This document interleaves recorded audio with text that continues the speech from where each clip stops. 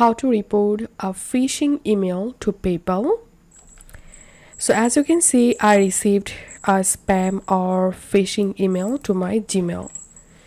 And here's I search for how to report a phishing email to PayPal, and here we can see an article from PayPal.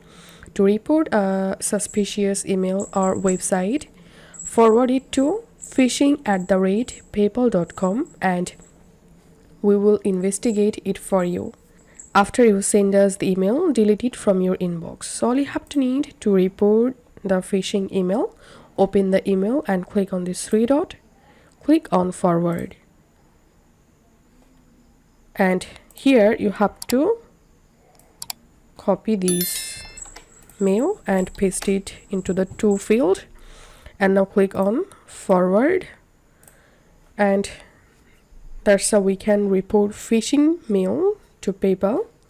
If you find this video helpful, don't forget to subscribe. See you in the next video.